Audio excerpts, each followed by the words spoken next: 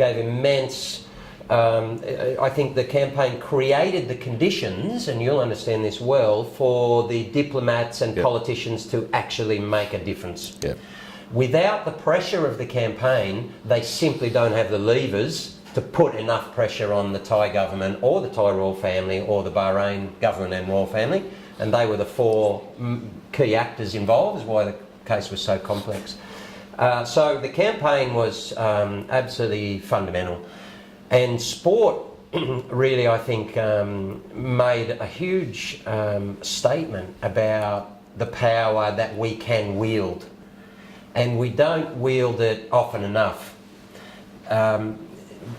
Sport is endemically political, and you only have to look at any... I mean, last week we had the Spanish FA talking about taking their Spanish Cup final for 6 years to Saudi Arabia. The day after, Saudis had executed 37 people, and two of whom they apparently displayed the bodies publicly. And the following day, because of the immense amounts of money that the Saudis wanted to pay, the Spanish thought that this might be a good idea to take, one of our showcase matches for the next 6 years across to this country. Now that's political from Saudi Arabia's point of view, because they're trying to now utilise the beautiful game in order to sell a different image of themselves globally, which isn't reality when it comes to human rights abuses that the regime has. So athletes throughout history and the sports themselves from time to time have done what I would say is just fight back and say, well, we're not going to accept that. And when we do that effectively as a collective, it actually shows us our power. In some ways it's very challenging, because after the Hakeem campaign, the biggest challenge for me was, wow, geez, what's next? Because we realised that as a game, and we've said this for decades, as a game, we've got a couple of million people playing this game in Australia.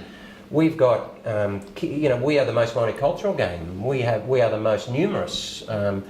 And if we can just start to act together, we are an extremely powerful constituency.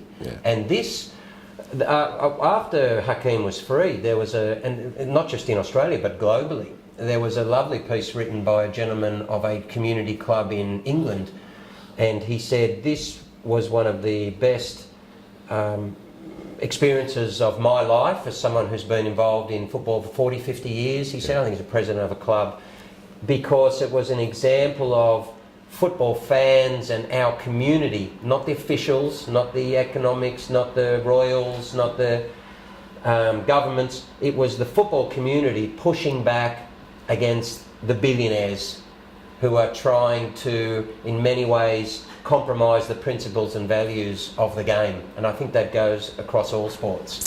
So it showed what we can do together, and has given us all a sense that, wow, we can make really significant social change here. This is not just talk, this is real.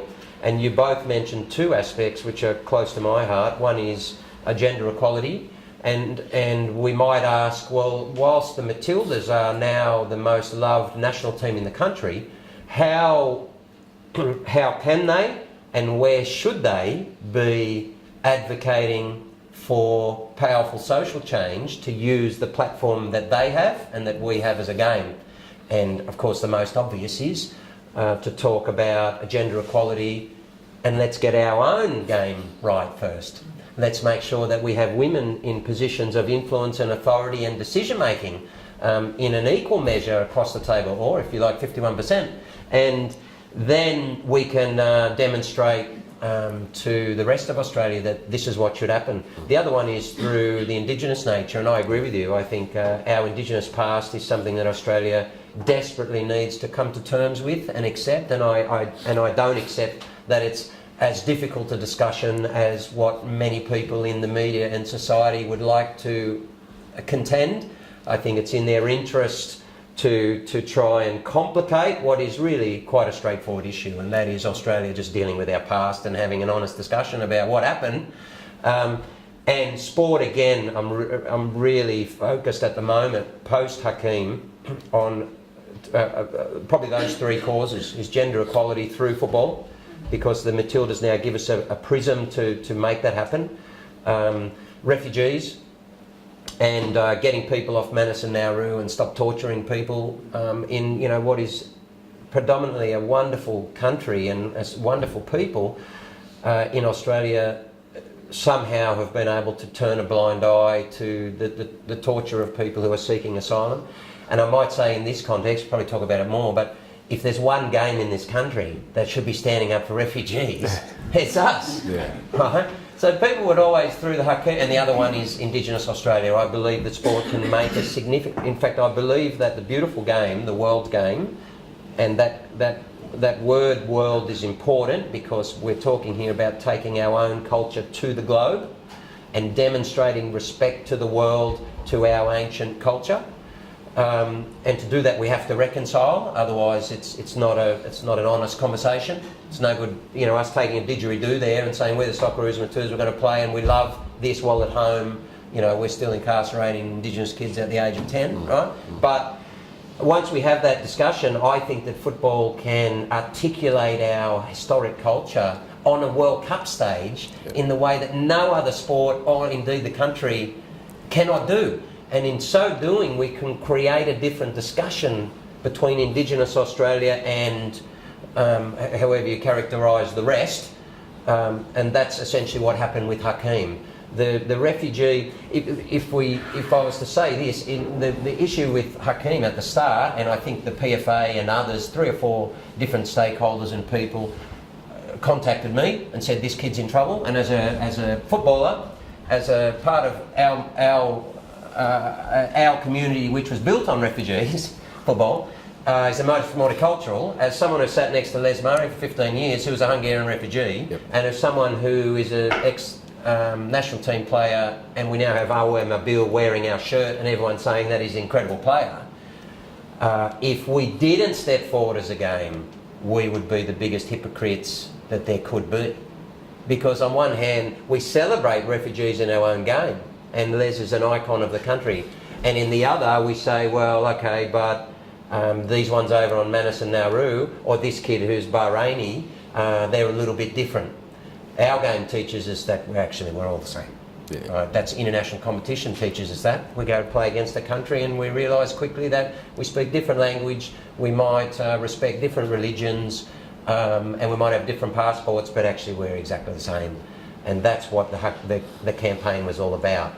If we went back 4 months and said, is Australia like, this is the power of sport, and I had to confront this question at the start, and I basically asked myself, is Australia likely to step forward at this point in time in our history to support, as a nation, a refugee, Bahraini, Muslim, convicted young man? There's a number of factors there which right now make that a very significant challenge in a political discussion and to get everyone on board. That's the beauty of football, is we were able to change the discussion around those dynamics.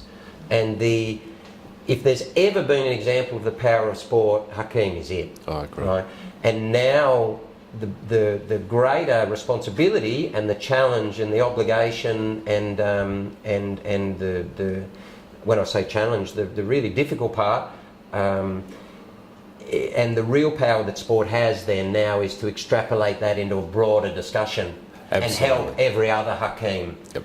But this case I think will last a very long time as an example of the power of how sport can articulate a divisive issue through a different prism where everyone can arrive in a safe space and have a discussion that can completely change people's thinking. Yeah, fantastic, Craig. I want to ask you a little bit about the future and some of those other issues in a minute, but just on the Hakeem campaign, you went over to Thailand and you met Hakeem, I think, when he was in prison over there. Can you just tell us a little bit about what that was like for you, and how was he? Was he genuinely in fear of his life, and how was that for him? How did you find him when you went over to Thailand there? I just found a terribly scared kid. So the first couple of weeks we were trying to generate a social media campaign, which I hadn't done previously, and it quickly became clear that we weren't getting enough traction. But then it also became clear that there were some really passionate people getting on board, and there was a huge range of stakeholders. So if indeed, I like the number 9 analogy, that's good, I can never play up front, so thank you. But I was thinking to extend it, if indeed I was a number 9, then I must have been playing for Barca, because we had an incredible team. We had Javis and Iniesta all over the place, right? Yeah. Providing assists from behind, we truly did. I mean, the people that we had involved were really phenomenal. And that was just organic, was it, Craig? That just sort of grew around you and grew around the campaign? In part. Like on social media, that started to kind of coalesce, people coming to me and saying, look, or just retweeting things every day. And I decided I'd better start to provide some direction. And someone needs to take a bit of leadership here. So I started to write every morning or every night during the night a daily statement about this is what happened yesterday, this is who's, everyone, these people got on board, and trying to provide credit to people for being involved, some guidance and some direction as to who we were going to attack. These are the targets, here's their tags, and da-da-da. And that started to happen. And in fact, many of those people, there's about 8 or 10 of them we ended up in a private discussion group, and we worked together, and I was giving them messages every day or second day, and they were incredibly important, and they all spent like 12 or 15 hours a day on social media for at least a month by the time that group coalesced. And in fact, after he got out and we had the game at Pascoe Vale a week later, was the first time we ever met. They came up to, and some were from here, a couple were from Tasmania, and I never met them, I don't know who they were. So we went to lunch and I said, who are you guys anyway? That kind of was the campaign was like. It was just striking out into new areas that, there was a lot of uncertainty. It was very organic, it was dynamic. It was just, we just were making up as we were going. But great people coalesced around what was just a fundamental principle that we all believed in. But many of the people behind though were lifelong friends as well, and they were really important. And what happened here was the player, because the game itself is usually going to be constrained because sport is as political as your field, Nick. But the player movement will naturally step forward. And I was telling you before about Brendan Schwab, for instance, who is the former. Brendan and I have been, we're 30-year friends. Francis Waratifi, 30 years. Andrew Asadi, who worked on SBS with me, that's going back 20 years. He now is, he's the head of communications for FIFPro, which is the Global Players Union. Brendan and I have swapped between CEO and chair of our Players Association. He now is the CEO of the World Players United, which is the global athletes union. That's not just football, but NBA and baseball and all of our sports, AFL and cricket. So all of the players unions around the world under Brendan. Incredibly bright guy. He's a brilliant person, and was an amazing person and brilliant. And so Brendan was involved. So we had this. We had a trusted group of people who believed in it and are such that they were going to go all the way with me to whatever the end was, and that's important. But they also were the type of people, Nick, who were happy to be behind the scenes, and not everyone's like that. And as we were going, and they kind of even realised during it, gee, Foz is just going to go and do his own stuff here. We had some planning. But then I would find out in Bangkok various things, and then I would say, okay, I'm going to FIFA tomorrow. And they, throughout, were capable, they're big enough as people, and not everyone is, to be able to say, okay, we're working with these groups, and we're just going to follow now and not constrain him. And they consciously made that decision, and that's because they're great people. Does that make sense? Because a lot of people want to do opposite. They want to go, well, hang on, this is now a big campaign. Well, it wasn't a month ago, right? A month ago was this huge risk for everyone. In fact, throughout the whole thing, there was a lot of risk involved. And at some point, you know, a lot of people want to start trying to, you know, get credit out of the situation, make sure that they can be in front and so on. And then all of these people were capable of just saying, no, I'm going to write this, and I could say, well, we need pressure on that person, or the IOC, or here or there, and they just do their job to the absolute best of their ability. And so since it's happened, I've been at pains then to try and give them the maximum credit possible, because they certainly deserve it. Good on you, Craig. Now, there was, you know, you were over in Thailand. You've talked about, you know, Hakeem being a scared kid. Can you tell us about the time that you found out that he would be freed, and how did Hakeem actually find out that ultimately he was going to be freed? Yeah, so basically, when we went for the hearing, and so when I say there was... So this in the Thai courts, right? Yeah, that's right. The hearing was on Feb 4. Yeah. And he'd been in since November 27, so, you know, roughly 6 weeks later. And what sort of conditions was he in, by the way? Did you visit him in jail? Yeah, when I went, Amnesty Australia, who you know well, and I work with both them and Human Rights Watch, you know, with Elaine Pearson and Tim O'Connor and all these incredible people. Great people. And that was one of the best things about it. I know you're a big advocate of human rights, and I respect that, because these people are just phenomenal, right? And I've said many times since that working in sport can be challenging and it can be draining. Yeah. You know, because sport is I guess, naturally in many ways, but he's full of egos and he's full of self-interest, and, you know, and I had to go through that whole election thing, and I saw how the way everyone, you know, and it's not about the game, it's actually nothing to do with the game, and so the people who really love it and want just the best for it actually don't need to be there on the board. They don't, it's, you know, you can contribute in other ways, and you quickly get a sense that, oh geez, you know, there's a lot of people who just want to be in it for their own purposes, and that's extremely draining when you come from a place of you just want the best.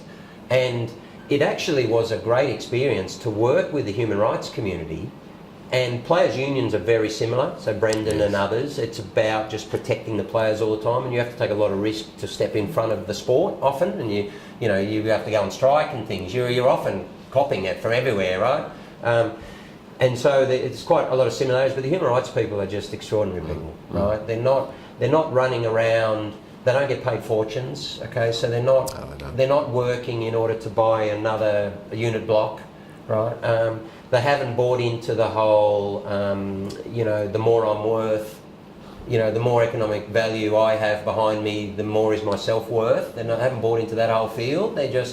And they spend the whole life fighting for people who don't have a voice. They're just incredible people. I love them. Yeah. So that was a really good part of the experience.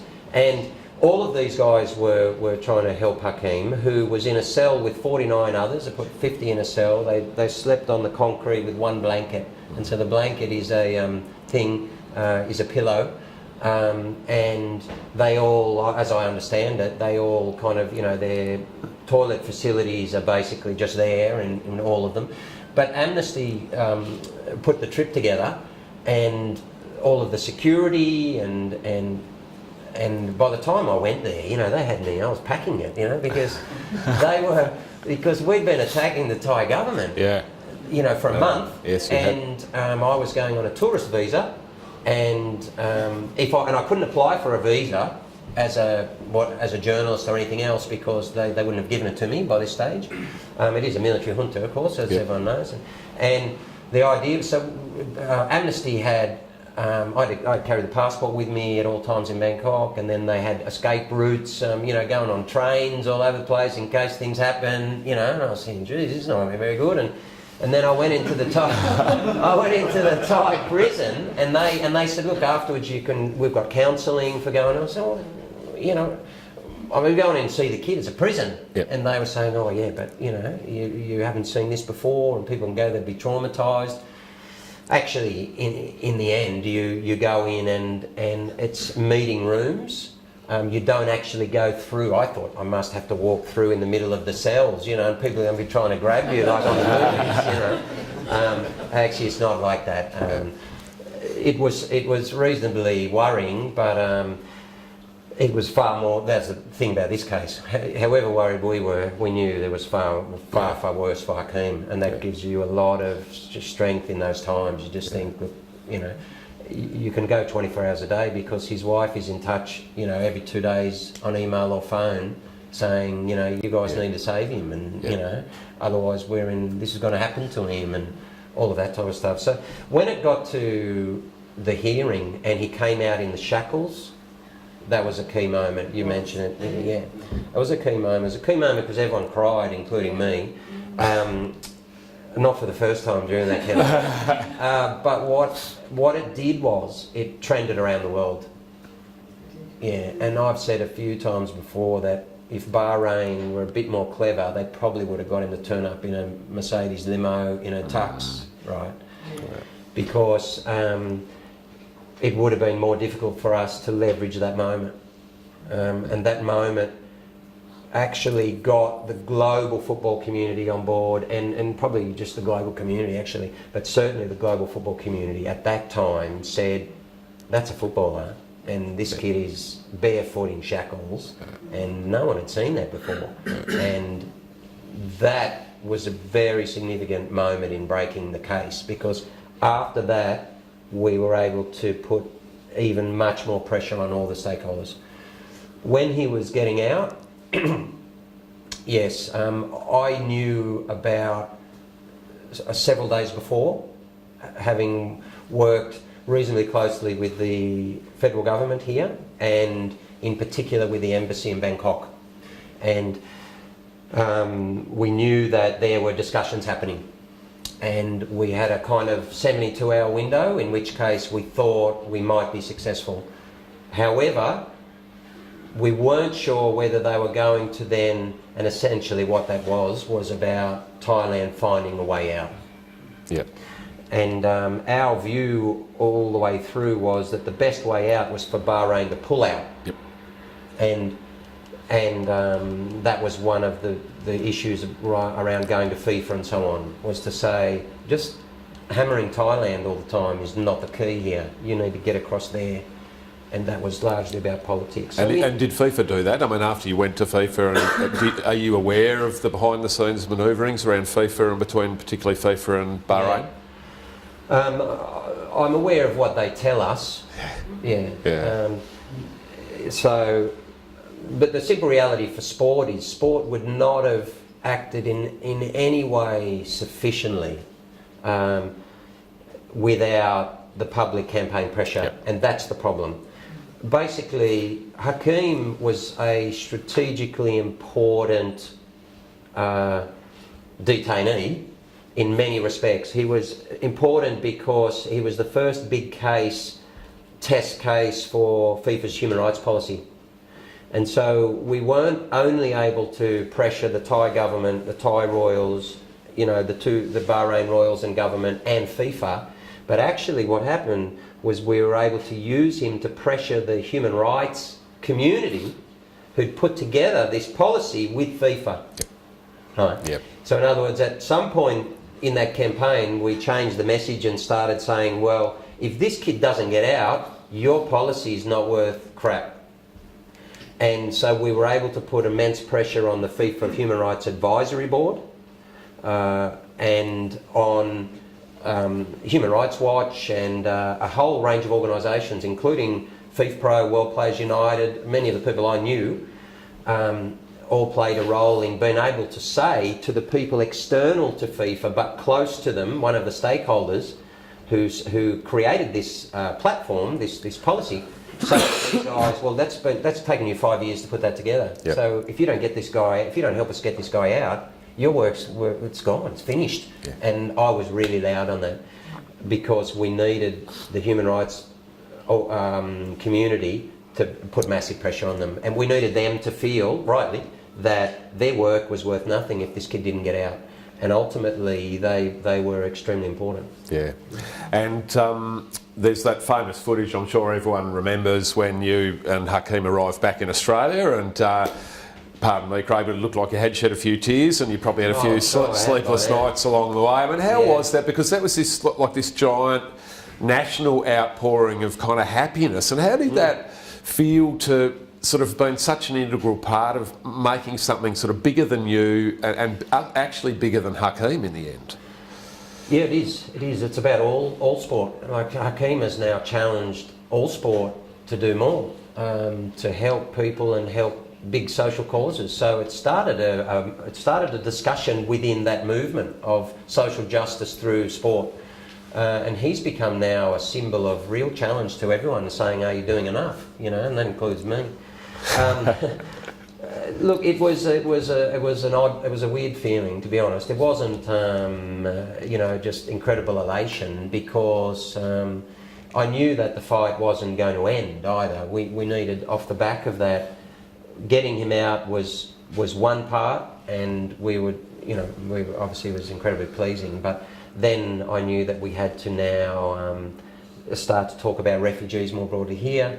Also, the people who were involved in the case were absolutely disgusting, and we had to try and put some pressure on the AFC president, and now we have to try and make sure that FIFA and other sports, but in particular FIFA, are able to hold the officials accountable. So the big issue out of Hakeem now, and as I said to you, we're talking at a sports law conference, the ASA Sports Law Conference tomorrow. I'll do by Skype with Brendan, and the theme of that presentation is basically that the human rights policy was important because it allowed us to measure the officials against it, Yes. but it didn't make the officials act appropriately, because there's no remedial mechanisms or chambers, or what you asked before. Sports officials can say, yes, but we're working behind the scenes to do something, and it's too easy for them to do nothing. Yep. And so essentially Hakeem was saved because he was so important to so many people, and that doesn't include football officials. He also was important to at least 13, 14 different countries in Bangkok, who were all in court, and the reason being is because he was a refugee.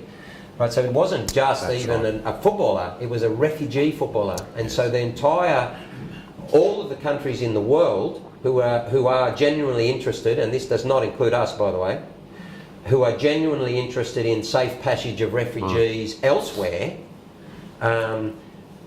he was important to them.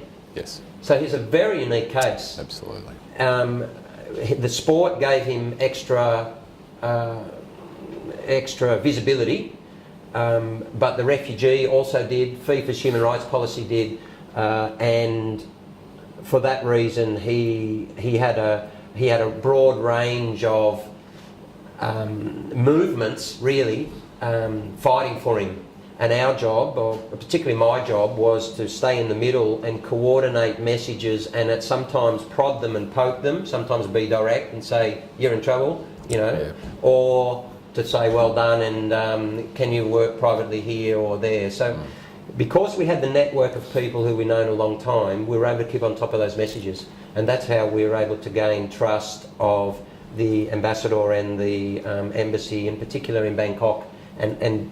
And for instance, when we went to FIFA, I was able to shut the door and say, "This is actually what's happening," and I knew much more than they would ever have been able to find out, because they're only working in the sports space. Yep. And I was able to say, "The Australian government has informed me in the last 24 hours X, Y and Z, and you need to do X." And that's, so gaining the trust and being able to manage those stakeholders is key. That's great. And once Hakeem was back, I mean, how's he going now, Craig? And can you talk a little bit, not long after he came back, you guys came up to Parliament House when we were all, we were sitting up there, and you did the sort of grand tour, and you went to see the PM, you spent some time in my office, which I really appreciate, and just said those thank yous. So how was that, and how's Hakeem and his lovely wife going these days? Well, firstly, Hakeem is in a great place. I mean, he just thinks it's the most incredible country in the world. Well, it is. He just, there's so many moments, spending time with him, it just gives us a sense, firstly, of how lucky we are. We can be much better.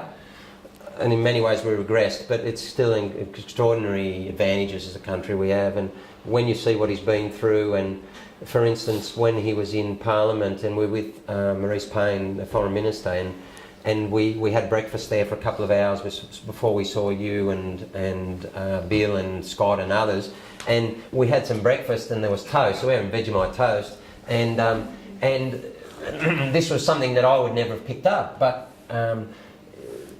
Maurice had finished, and there was crumbs, and we're having a discussion about some aspects of the case, and as she was talking, she was just absent-mindedly doing this with the crumbs, as we would all do, right? And I looked up, and Hakeem and his wife were just like staring, and Hakeem was going to me like, going, have a look at that. And I was thinking, what is he talking about?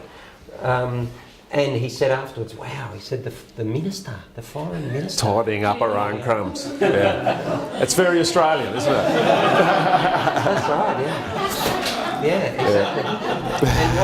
And what you see through this case is that in many countries, particularly regimes and royal families, it is the opposite. Yeah. And one of the things I felt passionately about during the case was this concept of the royal families being above international law. And that really pisses me off. And this is what much of the case was about. And what he was saying is, well, in Bahrain, they have to try and be something, or they think that they are something much better than us. Yep. And so before we went into the PM's office, I said, how are you feeling? And he goes, I'm nervous. I said, don't be nervous, mate. You're in Australia. Yeah. I go, this guy's from Sutherland. Yeah. Right? That's right. That's no, right. Not against Sutherland. No, of course. I didn't mean that. Of course.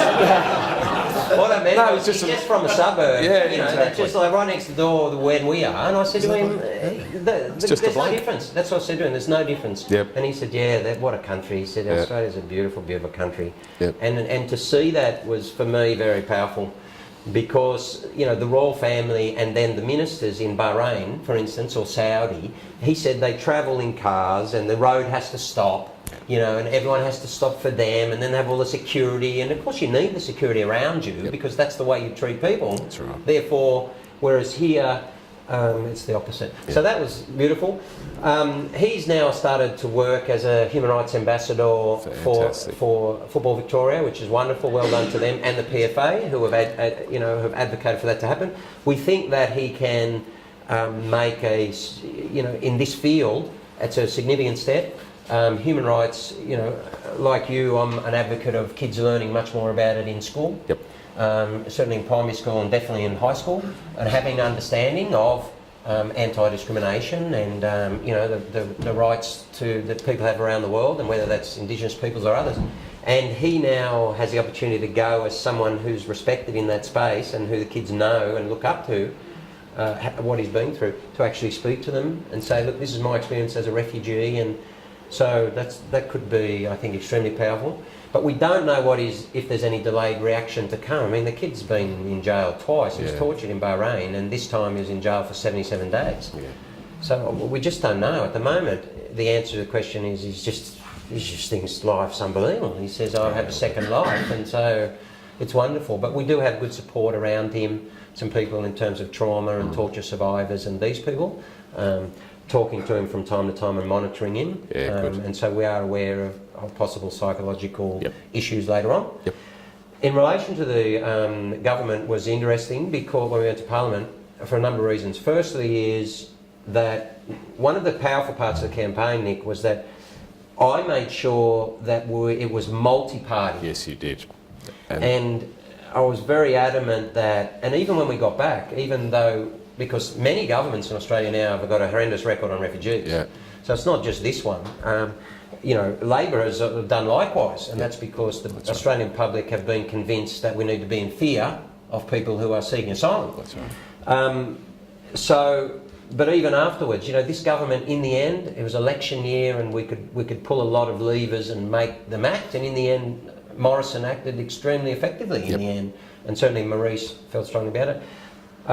So I thought it was right to go and say thank you, but also then to leverage that into a broader discussion. I contacted Sarah Hanson-Young. I think I contacted you, or we got in touch quickly. I got in contact with Bill, and Morrison came back at some point. It was about because refugee and human rights is not a political issue. That's right. Right. Absolutely. And that's where we go wrong in a lot of respects. Okay, it's political policy, that's fine, and you have a refugee policy that you want to push, but human rights are universal, and we were very strong on that message, and I think it's one of the reasons why we were able to avoid all of the pitfalls which were obvious and quite dangerous regarding who he is and what his background is. Yep. No, completely agree, Craig. I could keep this discussion going for another hour, but I reckon there's a few questions. So we'll just quickly take a couple there. We'll throw to you first, Mark. Yes. Look, Craig, thanks for coming down. I mean, you've obviously got a huge amount of momentum around this issue, and as you've just finished up there, it's not a political issue, it transcends political agenda. Now you've got the momentum going here, and with a country you have so much to give, how do we keep that momentum going? How do we get not just Hakeem, but everything around it, the periphery, so that we can get people out of offshore detention and really actually bring us back to Australia, what we would consider Australian values? I don't think anyone wants to see offshore detention. I don't stand alone when I say that. So how do we actually get that momentum to then drive a practical outcome? Yeah, well, that's the big question. All I can say is so what happened is, throughout the campaign, it became clear from some of the embassies and other countries who ultimately supported us in court, ended up 13 there, but through formal and informal discussions with them, and also through some of the chambers of the UN, it became clear that Australia's reputation in relation to asylum seekers is horrible, and that we actually don't do virtually anything for others when they're in trouble, other countries. And more or less people were saying in a veiled way, well, hang on a minute, you guys don't do really much for us. Why are we all stepping forward here and doing something for this kid? He was lucky that he was, because it was about safe passage of a refugee through Thailand, right? And I was struck by that feedback on the international stage, and I ended up saying to one of the individuals at one of the chambers of the UN in Geneva that, listen, so for instance, we were trying to get Michelle Bachelet of the UN to make a statement, and the IOC came out and made a statement, and in that statement Filippo Grandi was quoted, but he didn't make his own, right? And that's pretty telling, right? Yeah. And Michelle Bachelet made no statement. I'm not even sure she made a public statement, but certainly not a written formal one. And we were trying to push for that. So I went across and spoke to them, and I ended up saying to them, listen, you need to help us. And because our country's in a bad place in regards to this, and I said, Australians are not, we like to think that we are not hypocrites. And I'm the first to recognise that. So here's the deal. You help me get him out, whether that's formally, informally, but you need to start to step up. And when after he's out, I'll put myself forward to try and assist in terms of our policy on refugees in Australia. So I gave him a guarantee that I would help. And so recently I was going to go to Manus Nauru. So it's a vexed issue in this country, obviously, right? It's become hugely politicised, obviously. So, and I didn't go to Manus Nauru because people convinced me that it would politicise that issue during an election campaign, and that shows where we're at. Yep. So immediately after the election, I intend to go, and I intend to get to know them personally, and I intend, to the degree that I'm able, to get others, but to hopefully do in some way what we did with Hakeem, that is, play the middle ground and just have the discussion without all of the polemic, and say this is just a human issue. These are human beings. Yeah. And we have kids the other day who've got significant dental issues in detention, and this child has not had anything for 10 weeks. And you wouldn't let your kid do it, I wouldn't let mine, and I can't understand how Scott Morrison or Bill Shorten will allow these people's kids to endure that. Yeah. And we see countries around the world making it happen, and we're the first to say that's absolutely horrible. it's extraordinary to many of us that we've allowed it to occur here. And I think it's a triumph of messaging, it's a triumph of media, and to me it shows the danger of media. And it demonstrates that if you have powerful media organisations who want to create fear, then they can do so.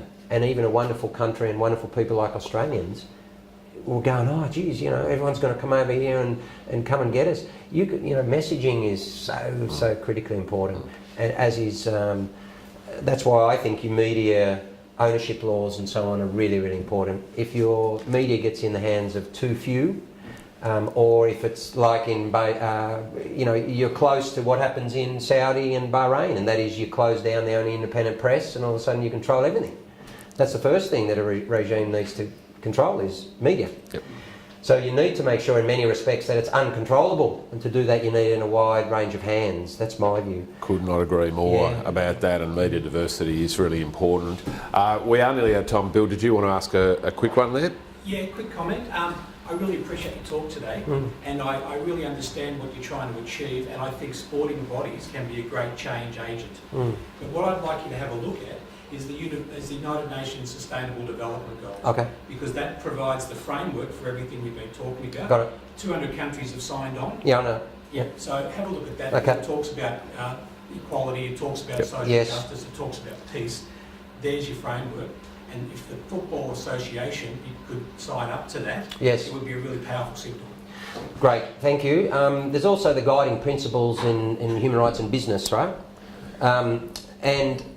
The Football Federation Australia, what's really powerful at the moment is Football Federation Australia are already signed up to it.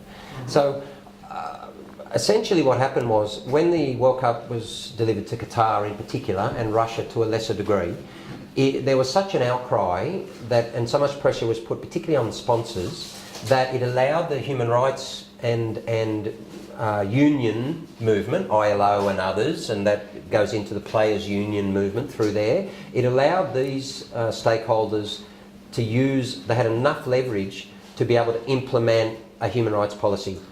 The reason being is that if a country now has to be judged on being awarded a major event, firstly, but secondly, the ones who are given one can be held to account, particularly for anyone within and around the sporting event. Okay, and that's brought some change in relation to the kafala system, the employment system in Qatar and so on, for example, right? But what happened is that policy is extremely strong. The IOC were able to my understanding, water it down a lot because the leverage wasn't there. Qatar was the leverage for football. And so FIFA are aligned and obligated to what is in the strongest human rights policy in global sport. And they must abide by all internationally recognised human rights principles and conventions.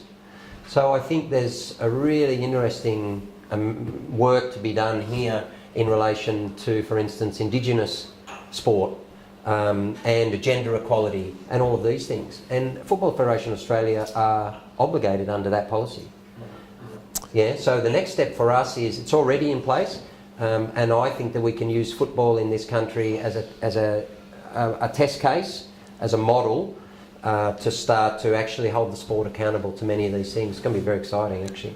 Well, I'm sure a lot of us look forward to that happening. Craig, and to your ongoing involvement. Just quickly before we wrap up, I want to, when Hakeem came to visit me, actually, could you just pass me that over there, Craig? Yeah. I know many of you here will have been at the match, the Save Hakeem match down the road, and we all trooped out onto the middle of the. You've seen that photo, I know, yes, Craig. And so I asked Hakeem if he wouldn't mind just putting a little signature on it. We printed it out for him, and it just says, "Thanks for South Hobart FC for support me," from Hakeem El Arabi. And I just wanted to join with Craig in presenting that to the South Hobart Football Club as a token of appreciation. So there you go, Griffin.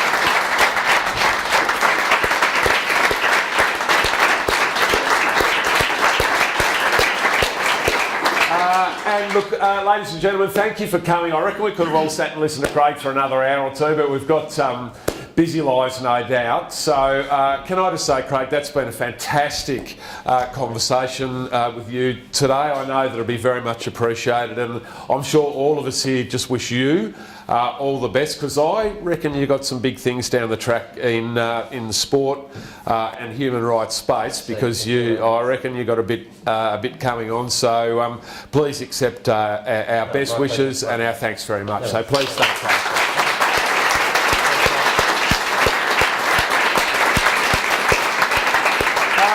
And there's a little bit of lunch there if anyone would like to grab some. Thank you very much for coming, ladies. All right. To come to Tasmania for us. Yeah, well, that's true. Well, he'll be down for the next match, won't he?